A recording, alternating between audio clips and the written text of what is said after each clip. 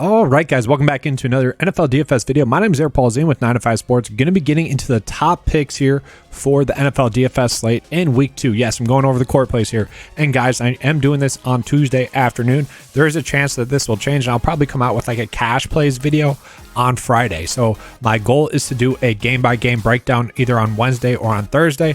After I do that, there will be some small adjustments that I most likely make, but these players I'm going to be on in this video most likely will not change because they are all studs that should really just dominate in week 2. So let's get into it. So starting out with the running backs on the slate, you guys probably already know this, but yeah, Jonathan Taylor, guys. Jonathan Taylor going against the Jacksonville Jaguars is a play that is highly intriguing. So last week he went for over 30 DK points at 30.5. Absolutely dominated, having 161 rushing yards with a touchdown. He did have 7 targets as well, which was highly intriguing to me. He played in 76% of the snaps, and that's in a game that they were down in as well, which is key. Like that snap share is only going to go up. On those snaps, he had a 54% opportunities per snap. So targets plus rushing attempts. 54% of his snaps, he saw a target or a rushing attempt, which is absolutely phenomenal. He's going against the Jacksonville Jaguars that just gave up 28 DK points. I have him projected to score 25 DK points. So he is someone I am definitely going out of my way to play. After that, I am getting on board with Saquon Barkley. Okay. It was very interesting that the New York Giants didn't decide to play their best offensive weapon.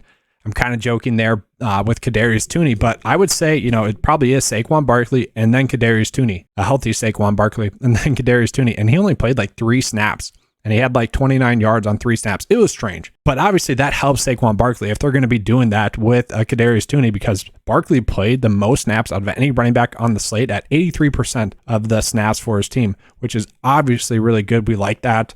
And he had a 50% touch on those snaps as well. So his opportunities per snap were pretty high. He's going against the Carolina Panthers, who just gave up 41 DK points, which was one of the most last week as well. So obviously a great matchup there with the Panthers. He's projected to get over 20 DK points in this one again. And at 7.3 for, a workhorse running back in a great matchup, that's tough to pass up on. So I also do really like Saquon Barkley this week as well. Now we're going to get into the quarterback plays and I'll begin into the receiver plays. So really the one quarterback play that is standing out to me, and yes, you're not going to be able to fit all these core plays in there. That's the struggle this week, is that all the great plays, well, DK figured them out. They're going to price them up a little bit more. So check out for the value video that'll be coming out. I have to figure that out probably Wednesday night. That was when I'll come out with that video. But Russell Wilson, had a good game against the Seahawks last week with 20.8 DK points, which pretty good. Passed the ball a lot, 340 passing yards. And he's going against the Houston Texans, who are going to give up a lot of passing yards. They gave up a lot last week, over 300 passing yards, and I expect that to happen again.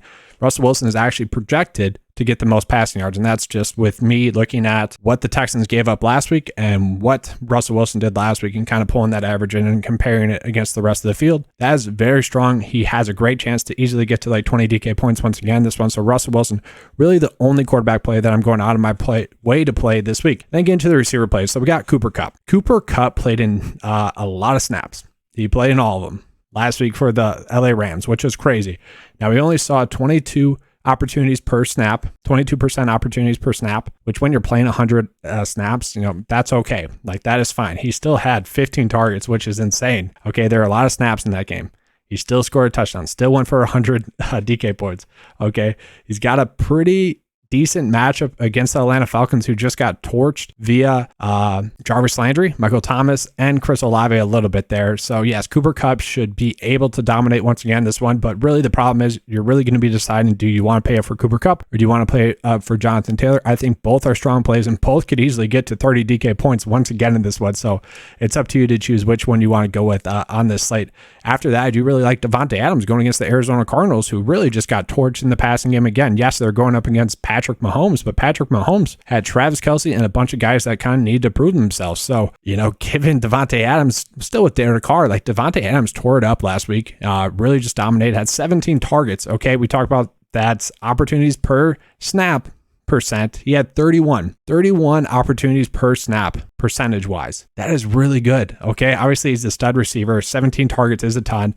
Going against the Cardinals, I don't think he's going to have really any resistance. So, maybe you just want to pay down for Devontae Adams instead of Cooper Kupp. That's a decision that you're going to have to make, though. And then we're going to go with the cover boy, Tyreek Hill. So Tyreek Hill, I really like as well. Tyreek Hill, he's going up against the Baltimore Ravens, who gave up 20 DK points per receiver to the Jets, or 20 DK points to the Jets receivers, which, pretty good there. We look at Tyreek Hill, he's projected to get a lot of targets once again in this one, over 10 targets in this game, which I really like. Talk about the opportunities percent snap share, 33% of his opportunities per snap last week. That was one of the best for any receiver on the slate last week. Like, when he's in the game, they're using him. He is the focal point of this offense. So it does make a lot of sense.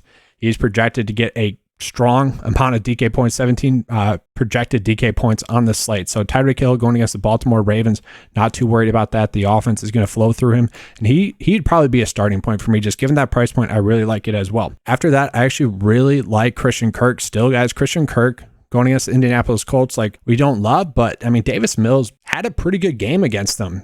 Brandon Cooks did perfectly fine against them. Christian Kirk as well, guys. Christian Kirk played 91% of the receiver or of the Jaguar snaps last week. Absolutely phenomenal there. Now his opportunities per snap percentage was only at 19%, which isn't bad. I mean, he still saw 12 targets. He still had 6 receptions, still had 100 receiving yards. Okay, I'm not too worried about the Colts just yet. I still think Christian Kirk is going to be able to get fed, and he's still under 6K. So if we can get someone that's going to get right around 8 targets and probably 12 DK points once again, like, Christian Kirk is just at a strong price point for a guy that should be safe in a pass-heavy offense. Like, I just love Christian Kirk once again at this price point. Sure, the matchup is not as good as we would want still, but he should be a strong play. And after that, I do really like Tyler Conklin. So if you guys haven't noticed, I am just looking at a lot of the players that had a strong snap share, and I also am looking at, like, what were the opportunities for them in those games. So he played in 91% of the offensive snaps for the New York Jets, which is crazy. But we kind of expected that. They've been hyping him up a lot. He got 7 targets in that game as well. Was able to score a touchdown as well. Touchdowns are kind of fluky. We can't depend on that. So if you take that out, it's only like a 5 DK point game, which at 3.4 is not going to kill you. Obviously, if he gets a couple more receptions, that's going to help you out a little bit more. 5 DK points at 3.4, I think we can take that. But a guy that's playing 91% of the snaps, that is highly intriguing to me. He's a guy that'll be playing a ton. And then just looking at defense, the Bengals, obviously with the Dallas Cowboys, without Dak Prescott, with Cooper Rush in there, they're just kind of an easy plug and play defense right now. But that's all I have for you guys for the Core Plays video. A nice, quick, and easy video there for you guys. If you enjoyed this video, please give me a like and subscribe. I do appreciate that. If you guys want to join the 9-to-5 membership, which is a PGA DFS membership that includes the DraftKings cheat sheet, and then also the DraftKings lineup optimizer, that is available. It's $10 a month. Okay, it's a pretty good value there for you guys. But that's all I have for you guys in this one. Let's have a good weekend as always, guys. Let's keep cashing.